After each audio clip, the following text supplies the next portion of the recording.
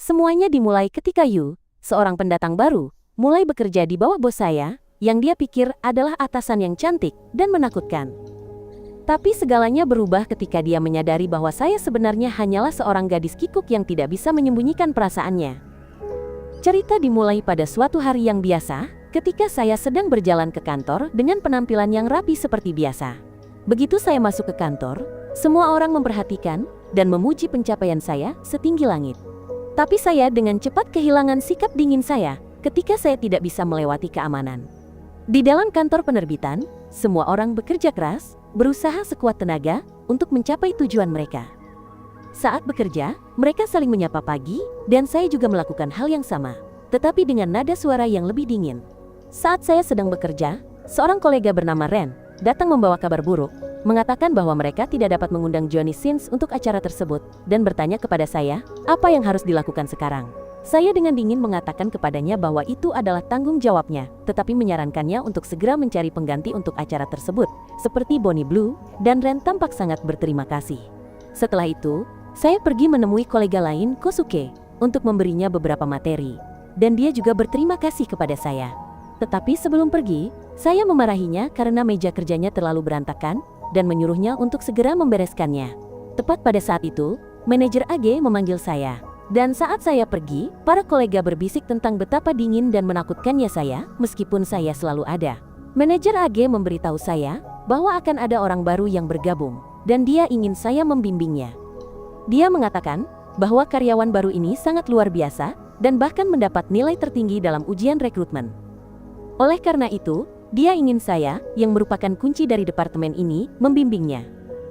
Meskipun saya dengan dingin menerima tanggung jawab ini, jauh di lubuk hati, tidak ada yang tahu bahwa saya sebenarnya adalah orang yang kikuk dan cemas. Oleh karena itu, saya tidak mengerti mengapa manajer AG menempatkan saya di posisi ini. Bahkan setelah berusaha menciptakan citra seorang gadis yang menjaga jarak dan sulit didekati di kantor, saya masih tidak mengerti mengapa saya tiba-tiba menjadi atasan seseorang. Secara mengejutkan, karyawan baru itu muncul di kantor. Dia meminta maaf karena terlambat, menjelaskan bahwa dia sedang merapikan meja magangnya dan memperkenalkan dirinya sebagai Yu.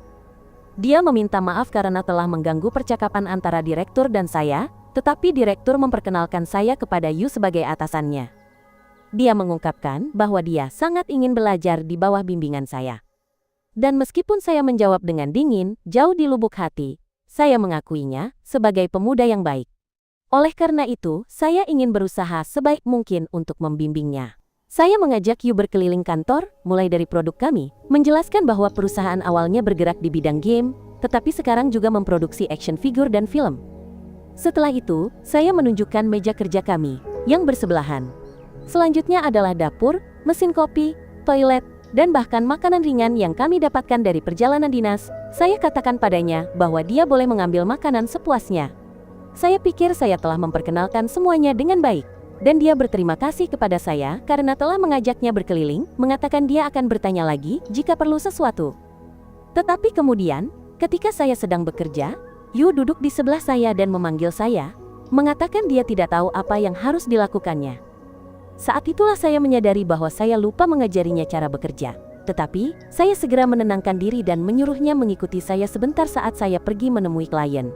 Saya memintanya untuk mengamati saya, dan memulai dengan mengajari cara bertukar kartu nama, tetapi saat saya berusaha terlihat keren, semua kartu nama saya berhamburan, membuat saya sangat malu. Namun Yu dengan santai memunguti semua kartu nama saya, dan mengembalikannya, membuat wajah saya memerah. Setelah itu, kami menyambut klien, yang merupakan perwakilan dari Bonnie Blue, dan saya memperkenalkan Yu kepada mereka, lalu Yu juga melakukannya dengan memberikan kartu namanya. Kemudian saat saya presentasi kepada klien, saya merasa cemas setelah kejadian kartu nama yang berhamburan, dan cara dia menatap lekat presentasi saya. Saya berterima kasih kepada Yu karena telah mendengarkan dengan penuh perhatian, dan ingin melakukan yang terbaik untuknya. Tetapi saya tidak bisa tetap tenang dan menjadi canggung. Setelah itu, saya merasa lelah karena peran saya sebagai atasan. Dan melihat jam makan siang sudah dekat, saya pikir sebagai atasan, saya harus mengundang bawahan saya makan. Saya pikir restoran yang sering dikunjungi atasan saya sebelumnya adalah pilihan yang tepat. Tetapi saya banyak berpikir apakah sebaiknya melakukan itu atau tidak, dan apakah mengundang Yu pantas atau tidak. Saya tahu saya tidak akan bisa mengobrol menyenangkan dengannya. Oleh karena itu, dengan wajah memerah, saya memerintahkan Yu untuk makan siang sendiri saat saya pergi rapat lain. Orang itu setuju, dan aku bergegas pergi. Aku sendiri tidak mengerti mengapa aku berlari seperti itu. Setelah itu, ketika tiba waktunya untuk pulang, Yu mengucapkan selamat tinggal padaku, dan aku hanya membalasnya dengan dingin. Sebenarnya aku tahu, aku seharusnya mengatakan kata-kata yang menyemangati orang itu. Tetapi sebelum aku sempat melakukannya, Yu berterima kasih padaku atas bimbingannya, dan meminta maaf jika dia masih membuat kesalahan karena khawatir. Aku menjawab bahwa tidak ada orang yang bisa sempurna di hari pertama, dan mengatakan bahwa dia selalu bisa mempercayaiku, yang mana dia terima. Namun ketika dia pergi, aku bisa mendengar rekan kerja lain mengkhawatirkan Yu, dan Yu juga mengatakan bahwa dia sangat khawatir. Kemudian dalam perjalanan pulang, aku menyadari betapa buruknya aku, dan perlu menjadi mentor yang dapat diandalkan. Oleh karena itu, aku memutuskan untuk mulai dengan bersikap lebih terus terang kepada Yu. Keesokan harinya, ketika Yu sedang berbicara dengan rekan kerja lain, aku muncul dan memintanya untuk menyingkir agar aku bisa lewat. Tetapi ketika aku duduk di meja kerjaku, aku malah berpikir bahwa aku sudah menyapa mereka dengan antusias. Tak lama kemudian, aku menugaskan Yu untuk membuat proposal untuk klien, memintanya untuk belajar dari proposalku sebelumnya. Tetapi saat memberi perintah, aku bertekad untuk mengajaknya makan siang.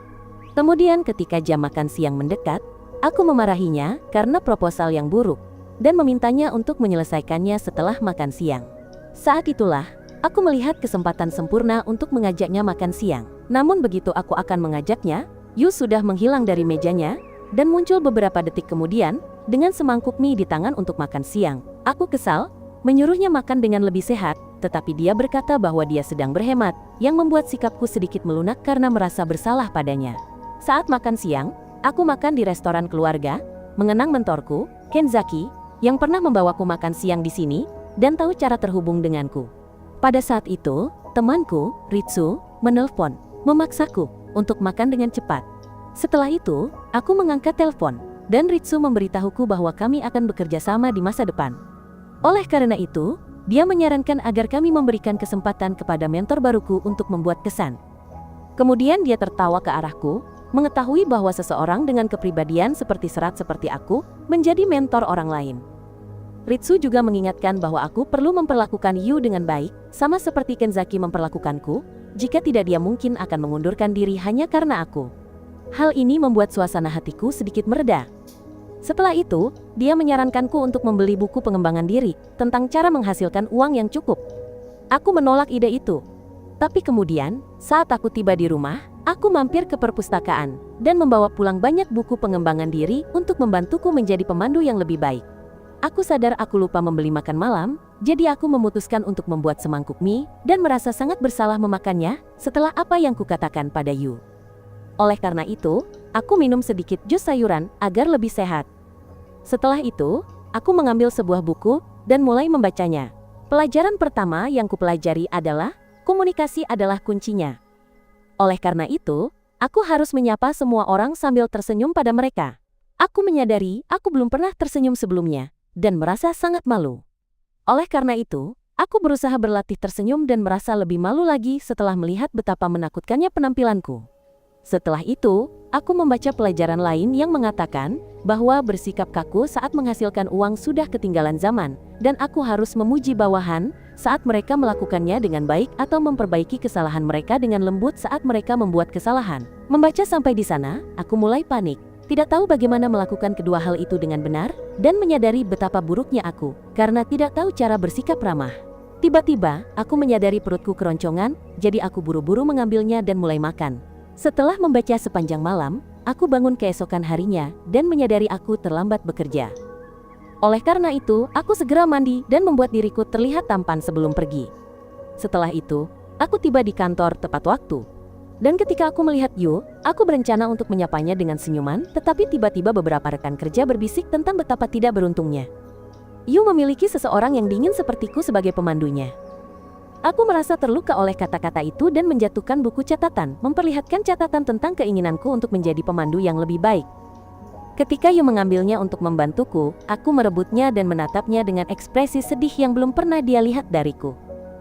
Aku mendorongnya menjauh, Tetapi dia melangkah melewati aku dan menghadapi kedua gadis itu tentang apa yang mereka katakan, dan menegaskan bahwa dia sangat senang bekerja di bawah bimbinganku, yang telah menunjukkan kepadanya rasa percaya dirinya. Kedua gadis gosip itu menyadari aku ada di sana, dan mereka segera lari. Setelah itu, Yu meminta maaf atas apa yang baru saja dilakukannya, dan aku berkata, aku tidak akan berterima kasih padanya, tetapi aku diam-diam berterima kasih dengan canggung, dan kami berjalan ke kantor bersama. Beberapa hari kemudian, saya mempresentasikan tentang sebuah kedai kopi pelayan, tempat Anda dapat meminta pelayan menuangkan air mendidih ke dalam teh Anda. Hal ini sangat mengesankan bagi para pelanggan, yang sudah melihat uang mengalir ke kantong mereka dan Yu menatap kagum pada kliennya.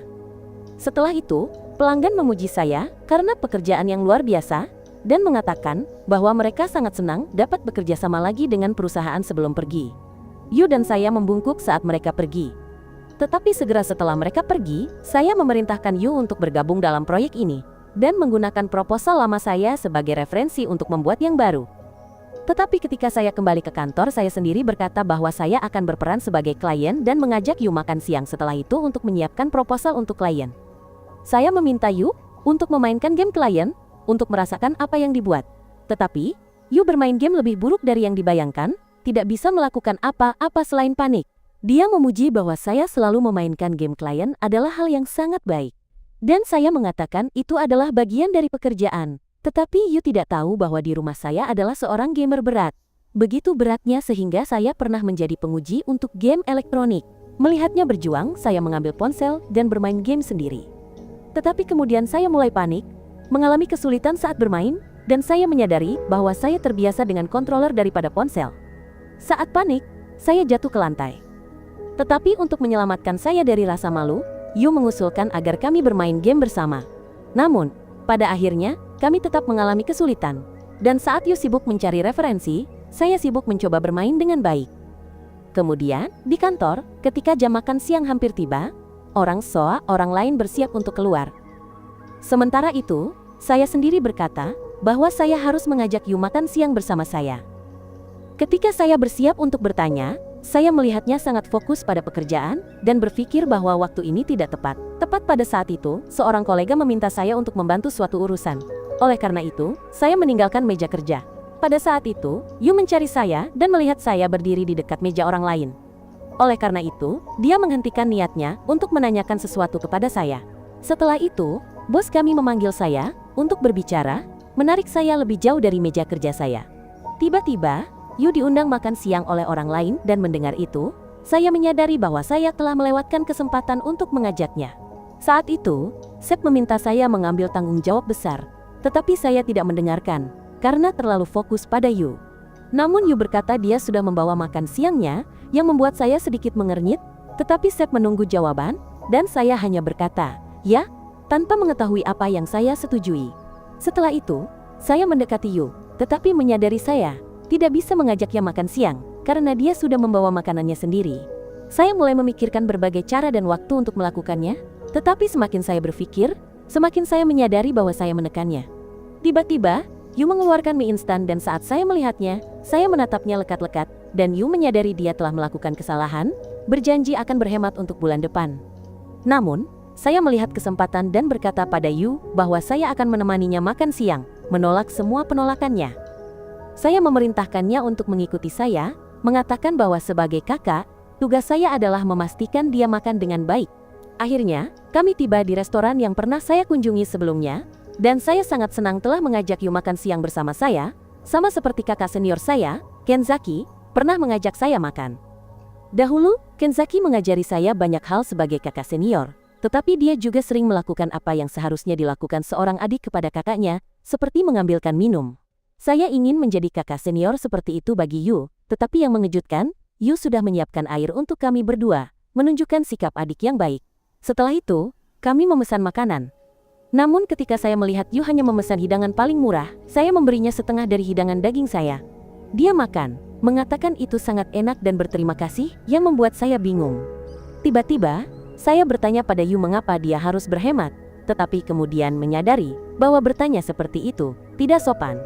Namun, Yu menjawab bahwa dia telah membeli model kit yang telah menjadi hobinya, dan itu telah menghabiskan semua uangnya. Dia merasa sangat mengecewakan dirinya sendiri karena menyukai hal-hal seperti itu. Tetapi saya meyakinkannya bahwa tidak ada yang salah dengan memiliki sesuatu yang disukai, yang membuat suasana hatinya membaik. Namun saya juga memperingatkannya untuk menjaga kesehatannya. Kemudian di rumah, saya melanjutkan bermain game dan menguasainya, yang memberi saya rasa puas. Setelah itu, saya mencari makan malam, tetapi karena sibuk bermain game, saya lupa membeli sesuatu untuk diri sendiri, jadi akhirnya hanya mie instan dan jus. Pagi itu, aku datang ke tempat kerja, agak lelah setelah begadang semalaman, tapi yakin bahwa aku bisa membantu Yu dengan pertanyaan apapun yang dia miliki tentang game itu. Di kantor, aku berharap Yu akan bertanya padaku, agar aku bisa seperti Kenzaki, yang banyak membantuku di masa-masa awal. Seperti yang Kenzaki katakan padaku, aku mengatakan pada Yu, bahwa jika ada yang perlu ditanyakan, dia harus bertanya padaku. Yu berterima kasih atas tawaran itu. Tapi yang mengejutkan, dia bilang dia akan baik-baik saja sendiri, dan berterima kasih atas perhatianku. Aku terus mengamatinya, berharap dia akan menanyakan sesuatu. Tapi saat aku memeriksanya lagi, dia meyakinkanku bahwa semuanya baik-baik saja. Setelah itu, aku khawatir bahwa aku mungkin telah menciptakan suasana yang menakutkan, sehingga Yu tidak berani bertanya, dan menyesal tidak lebih terbuka kepadanya kemarin. Oleh karena itu, aku memutuskan untuk mengajaknya makan siang lagi. Kali ini, aku akan menunjukkan betapa hebatnya aku sebagai mentor. Namun, ketika aku kembali ke kantor, aku tidak sengaja mendengar orang lain mengajak Yu makan siang. Dan dia meminta mereka untuk mengajakku juga. Orang lain menolak, mengatakan bahwa aku tidak pernah menerima tawaran mereka dan lebih suka makan sendiri. Aku segera melarikan diri saat mereka masuk ke lift dan menyadari bahwa aku telah melewatkan kesempatan untuk mengajaknya makan siang. Jadi, aku makan sendirian, mengakui bahwa Yu sangat luar biasa dalam pekerjaannya, dan bertanya-tanya apakah semua yang aku ajarkan padanya sia-sia. Saat itulah, aku menerima panggilan dari klien, dan segera Yu serta yang lainnya lewat. Yu melihatku berbicara bersemangat dengan klien di telepon dan tampak terkejut. Malam itu, setelah semua orang pulang, Yu terus bekerja, dan memberitahuku bahwa dia akan lembur. Aku menawarkan bantuan, tetapi dia meyakinkan bahwa dia akan baik-baik saja. Aku turun ke lantai bawah, bersiap untuk pulang tetapi kemudian kembali, menolak untuk menjadi mentor bagi bawahanku yang bekerja lembur sendirian.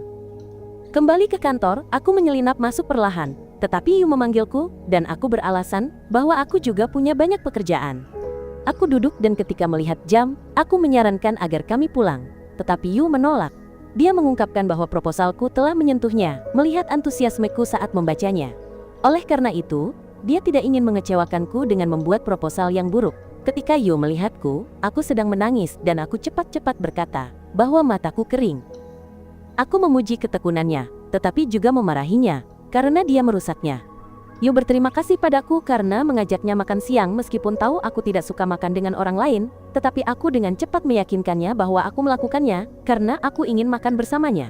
Wajahku memerah saat menyadari apa yang kukatakan, tetapi Yu hanya berterima kasih padaku.